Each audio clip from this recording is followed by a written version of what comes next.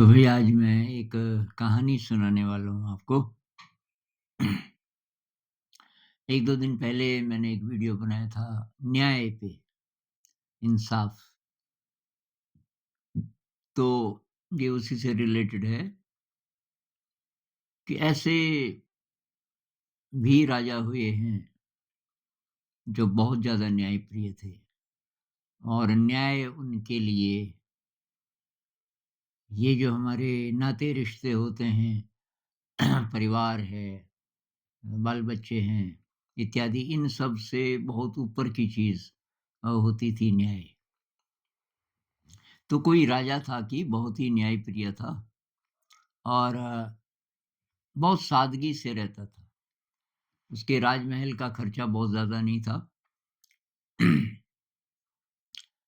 लेकिन उनकी जो रानी थी, वो बहुत ज़्यादा अ, बहुत ज़्यादा खर्चा करती थी आभूषणों पे, ये गहने वग़ैरह पे और मेकअप के सामान पे और नहाने के लिए उसने एक बहुत इतना बड़ा बाथरूम टाइप का बनवाया कि उसमें और उसमें तरह-तरह के ये परफ्यूम्स और ये और वो और बहुत सारी दासियाँ, उसका मतलब सारे ही दिन ये चलता रहता था, साज-श्रृंगार और बहुत पैसा वो खर्च करती थी। राजा समझाता भी था कि आप रानी हैं लेकिन भई हमारा मुख्य काम ये है कि हमारी जनता ठीक से रहे, किसी को कोई कष्ट ना हो।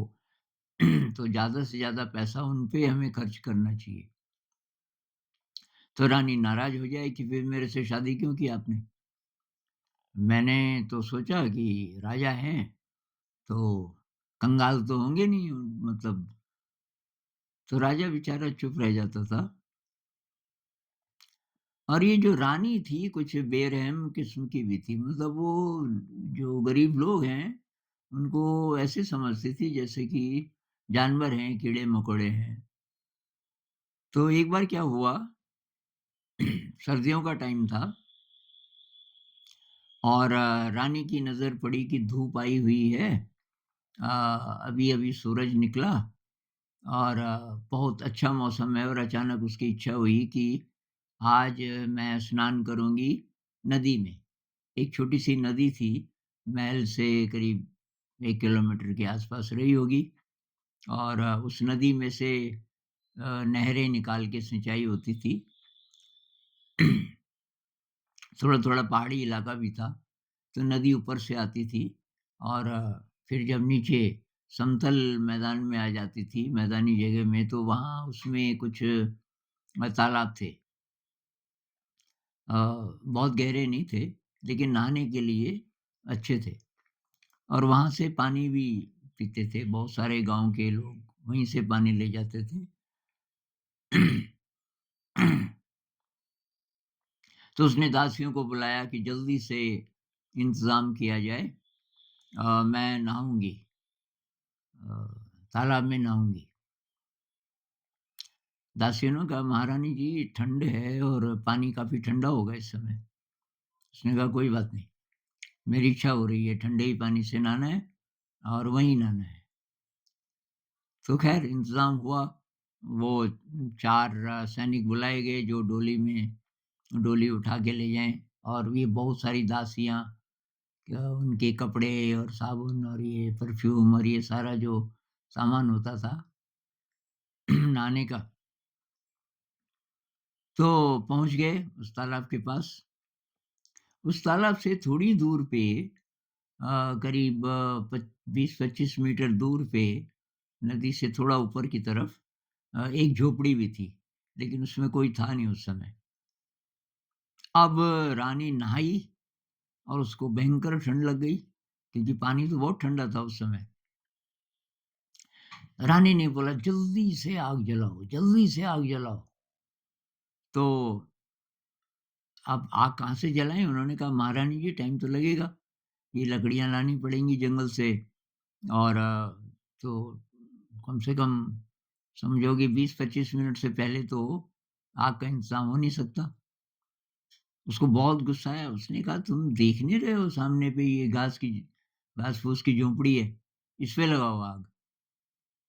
अब ये जो दासियाँ थी इन्होंने कहा, "महारानी जी वो तो घर है किसी का।" अरे कि घर नहीं, मुझे आग चाहिए और वो घास का बना है, लगाओ आग। सैनिक कहाँ हैं? सैनिकों को बुलाया कि आग लगाओ इस पे, झोपड़ी पे। अब क्या करें? महारानी जी बोल रही हैं, आग लगा दी और उसको बहुत मज़ा, चली गई झोपड़ी के पास, तो वहाँ से 10-12 फीट दूर खड़े रहना पड़ रहा था क्योंकि उसकी लपटें बहुत ऊपर तक जा रही थी।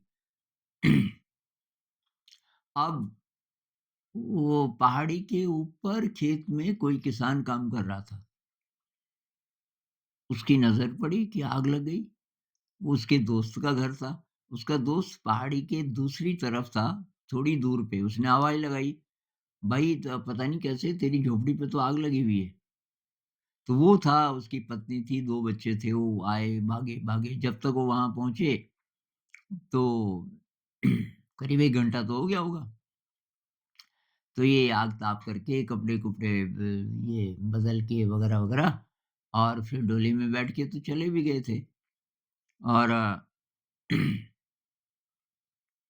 उसने देखा सारी झोपड़ी तो राख हो गई।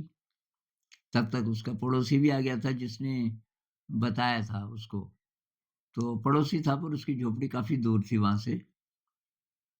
उसने कहा, "यार ये किसने किया होगा?" बहुत गुस्सा आया इस किसान को।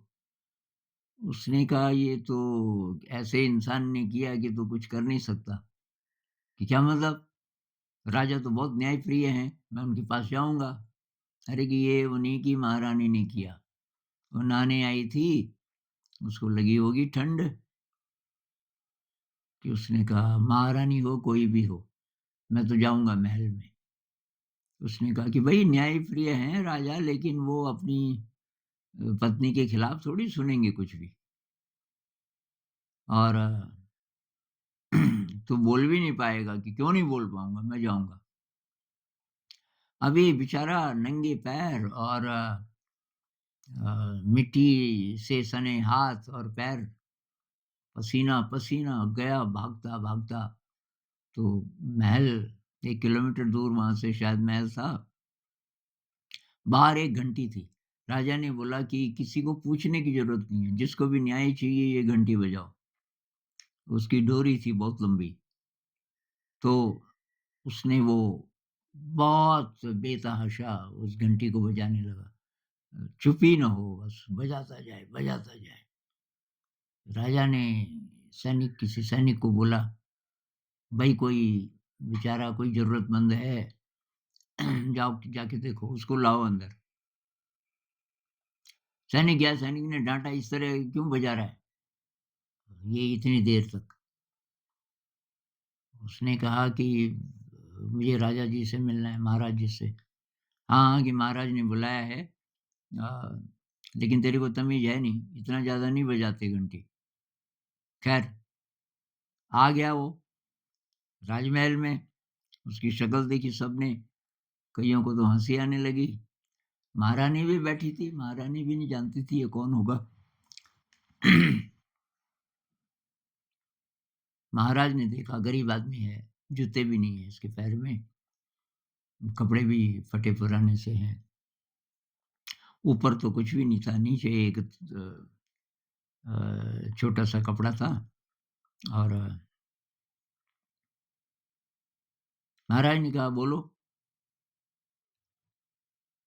तो उस किसान ने बोला, "महाराज आज मेरी झोपड़ी जल गई और वो कुछ ही दिन पहले बहुत मेहनत से मैंने बनाई थी, कई महीने लगे उसको बनाने में क्योंकि वहाँ से बाँस बहुत दूर है और फिर ये घास भी नज़दीक नहीं है, उसके लिए भी थोड़ा दूर ही जाना पड़ता है। बहुत मेहनत लगी और मैं, मेरी पत्नी, मेरे 2 बच्चे इसी पे लगे रहे कुछ महीनों से और वो जल गई। महाराज ने कहा, "जल गई सुबह-सुबह? इस मौसम में, ठंड के मौसम में?" तो अब गर्मी हो तो जंगलों पे आग लग जाती है बहुत बार, लेकिन ये तो सर्दी के मौसम में है कि महाराज जलाई गई। किसी ने उसको जलवाया आग तापने के लिए। महाराज को बात समझ नहीं आई। आग तापने के लिए झोपड़ी जलवा दी? कि हाँ महाराज। क्या आपको पता है वो कौन था? कि हाँ महाराज, वो यहीं बैठा है। यहीं बैठा है? बताओ वो कौन है? तो उसने बोला, महाराज आप बहुत न्यायप्रिय हैं, पर मुझे थोड़ा-सा शक है कि आप न्याय कर पाएँगे कि नहीं। महाराज को गुस्सा आने लगा। तुझे मेरी न्यायप्रियता पे शक हो रहा है? नहीं कि महाराज, वो जो व्यक्ति है ना जिसने ये किया, तो मैं जब बताऊँगा तो हो सकता है आप मेरे पे ही नाराज़ होने लग जाएँ कि बताओ कौन था? ये महारानी थी। ये नहाने के लिए गई और इनको ठंड लगी होगी और इन्होंने वो झोपड़ी जलवाई होगी। तो राजा ने महारानी की तरफ देखा, महारानी का चेहरा गुस्से से लाल। कि महारानी ये बात सही है? कि हाँ, मैं गई थी नहाने और तो ये झोपड़ी दूसरी नहीं बन सकती? इसको पैसे दे दो, दूसरी झोपड़ी बना लेगा। कौन-सी बड़ी बात है?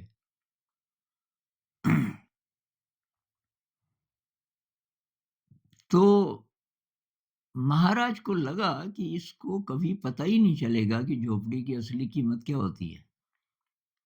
मेरी रानी को, इसको पता तो चलना चाहिए। इसको बस पैसे का घमंड है कि किसी का घर जला दो और उसको जानबूझ के, वो भी केवल आग तापने के लिए, और फिर बाद में पैसे दे दो। तो राजा ने कहा, महारानी जी बात केवल पैसे की नहीं है। घर था ना, उसका घर था और आपने उस पे आग लगा दी। महारानी और ज़्यादा गुस्से से बोली, दोगुने पैसे दे दो उसको। कितनी कीमत होगी उस झोपड़ी की? अब राजा ने ठान लिया कि वो ऐसा कुछ न्याय करेगा कि इसको झोपड़ी की कीमत पता चले। तो उसने कहा, ठीक है भाई, सब लोग सुन लीजिए और मैं जो फैसला करने वाला हूँ, ये पूरे राज्य में आपको ये बात बतानी है। फैसला ये है कि महारानी को साधारण कपड़ों में, बिना गहनों के, कोई भी कीमती चीज़ उसके शरीर पे नहीं होनी चाहिए और महारानी को महल से बाहर कर दो और महारानी जी आपको अपने हाथों से वैसी ही झोपड़ी बनानी पड़ेगी। और महारानी की कोई भी मदद करेगा, तो उसको कड़ी से कड़ी सज़ा दी जाएगी। ये बात मेरे राज्य में आस-पास सब जगह बता दी जाए कि वो झोपड़ी जहाँ पर है, उसके आस-पास के जितने गाँव हैं, उन सब गाँवों में बता दो कि भई महारानी को ये सज़ा मिली है। महारानी जी अपने हाथों से वो झोपड़ी बनाएँगी और महारानी की कोई मदद नहीं करेगा। कोई उसको बाँस लाके नहीं देगा, मिट्टी लाके नहीं देगा, घास लाके नहीं देगा। लेकिन अ, कहीं वो नौकरी करना चाहे अ, तो वो अलग बात है। उसको मतलब साधारण इंसान की तरह ट्रीट किया जाए कि जाओ, ले जाओ इसको। महारानी को तो विश्वास ही नहीं हुआ, तो दासियों को बुलाया, साधारण कपड़े दो इसको, ये सब उतारो। महारानी को सिंपल कपड़ों में, बिना आभूषणों के महल से बाहर कर दिया गया और सिपाही उसको लेके पहले तो डोली पे जाती थी, लेकिन पैदल शायद पहली बार इतना पैदल चल रही थी वो 1 किलोमीटर, और वहाँ पे रानी को छोड़ कर के वो आ गए। कुछ और सिपाही गाँव में चले गए थे बताने के लिए कि ये राजा जी ने ऐसा फैसला सुनाया है और बोला है कि उसकी कोई मदद ना करे, ना पैसे से और ना उसको काम दे सकते हो, लेकिन जैसे मज़दूरी, वो अलग बात है। तो रानी ने तो कभी कल्पना भी नहीं की थी कि वो ऐसा काम करेगी, लेकिन उसने भी ठान लिया कि यार मैं करके दिखाऊँगी ये। कौन-सी बड़ी बात है झोपड़ी, इतनी बड़ी बात तो होगी नहीं। तो वो गाँव में चली गई। गाँव वालों ने देखा ये तो यहाँ आ गई, तो ये खुसफुसाहट होने लगी, भई रानी आई है, मदद मत करना, कोई महाराज जी के गुप्तचर हैं आस-पास। तो महारानी ने बोला कि भई यहाँ कोई काम है गाँव में? तो किसी ने बोला महारानी जी एक आदमी मकान बना रहा है। कि मकान मतलब झोपड़ी? कि हाँ। कि अच्छा, घास-फूस की ना? कि हाँ। कि वहाँ मुझे काम मिल सकता है? कि महारानी जी पता करना पड़ेगा आपको, उधर बन रहा है। तो वो गई तो नींव खोद रहे थे थोड़ा उसकी, और तो उसने बोला यहाँ मुझे मज़दूरी का काम मिल जाएगा? कि हाँ, आ जाइए। तो वहाँ और भी लोग थे, तो झोपड़ी को बनने में शायद 2 ढाई महीने लगे होंगे, लेकिन उसमें वो काफ़ी चीज़ें सीख गई। ये जो महारानी थी, वो सीख गई कि कैसे करके बनता है, कहाँ से बाँस लाना है, कहाँ से घास लानी है, कहाँ से मिट्टी लानी है। अब घास काट रही है, दरांती तो पकड़ी नहीं थी ज़िंदगी में कभी। फिर ये उठा कर के बाँस को काट के फिर, तो ये सारे औज़ार भी उसको खरीदने पड़े, अपनी मज़दूरी से। तो मकान में मज़दूरी करे तो उसको जो पैसे मिलें, तो उससे तब वो ये दरांती इत्यादि जो-जो चीज़ें चाहिए होती हैं, रस्सियाँ खोदने के लिए इत्यादि। लेकिन उसने 6-7 महीने में झोपड़ी तैयार कर दी, और इतनी उसको खुशी हुई, ज़िंदगी में इतनी खुशी उसको पहले कभी नहीं हुई थी, अ, कि अपने हाथ से, और उसको बहुत ज़्यादा गर्व महसूस होने लगा अपने आप पे कि मैं भी कुछ कर सकती हूँ और ये है ज़िंदगी। इसमें ये मैंने किया, मैं कुछ कर सकती हूँ। अब झोपड़ी बनानी उसने शुरू की थी शायद 5-6 महीने बाद। शुरू के 5-6 महीने तो वो मज़दूरी करती रही अपने गुज़ारे के लिए भी, और झोपड़ी बनाना सीखते रही। उसके बाद उसको शायद 1-2 महीने लगे होंगे वो सामान इकट्ठा करने में, बाँस है, घास है, इत्यादि। तो 1 साल तो हो गया होगा जब उसको निकाला गया था महल से, तब से लेके अब तक। तो एक दिन वो नंगे पैर पहुँच गई महल में, और वो रस्सी खींचने लगी। तो कहीं से भी वो पहचान में नहीं आ रही थी। उसका सारा रंग ही बदल गया था शरीर का, और चेहरा, मतलब ये जो बहुत मेहनतकश लोगों का चेहरा होता है ना, तो वैसा वाला चेहरा, और उसमें धूप से जला हुआ चेहरा, मतलब, और हाथ भी बहुत रफ, अ, और नंगे पैर। तो पहले तो बहुत कोमल थी ना, और अभी वो मज़दूर लग रही थी। घंटी बजाने लगी तो एक आया पहरेदार। उसने कहा कि क्या बात है ये, क्यों बजा रही है तू घंटी? कहने लगी मुझे महाराज जी से मिलना है। कि महाराज ऐसे थोड़ी हर एक को मिल जाएँगे लल्लू-फत्तू को, क्या बात है? वो तो रानी रह चुकी थी। उसने कहा क्या बात है ये मैं महाराज जी से ही बताऊँगी, समझे? बोलो उनको। उसने कहा यार ये है तो गरीब औरत, लेकिन बड़ी कड़क आवाज़ है इसकी। खैर साहब, तो उधर महाराज जी ने भी सुन ली थी घंटी, तो उन्होंने भेज भी दिया था एक सैनिक, भई वो जो भी है उसको बुलाओ। आ गई है महल में। मिट्टी से सने हुए पैर, पैदल चल के आई थी ना, आगे आई राजा के सामने खड़ी हो गई। राजा भी नहीं पहचान पाया। राजा कहने लगा, "हाँ, बोलो, क्या तकलीफ़ है तुम्हें?" कहने लगी, "कोई तकलीफ नहीं है, मैं तो खुश हूँ।" राजा थोड़ा कन्फ्यूज़्ड हो गए, भाई खुश हो तो यहाँ क्यों आई हो?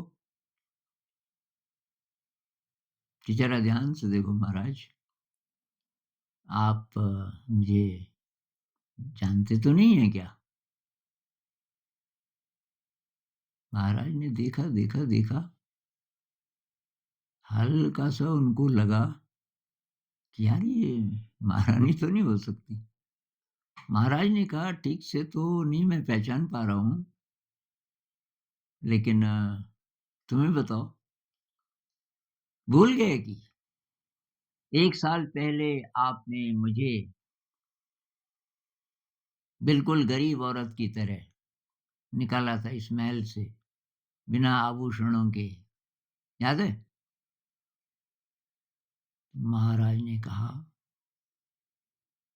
"हाँ, महारानी।" याद आया कि मुझे बाद में लगा कि ज़्यादा ही कड़क फैसला हो गया, लेकिन फैसला तो हो चुका था। नहीं की, बहुत अच्छा फैसला आपने किया और वो झोंपड़ी तैयार है, मैंने झोंपड़ी बना दी और मैं वो किसान से बात करना चाहती हूँ और इसमें आपकी मदद चाहिए मुझे। कि क्या? कि नहीं बुलाओ पहले किसान को। किसान को बुलाया गया, किसान के साथ उसकी पत्नी, उसके बच्चे भी आ गए कि महाराज ये लोग कहाँ रह रहे हैं इस समय?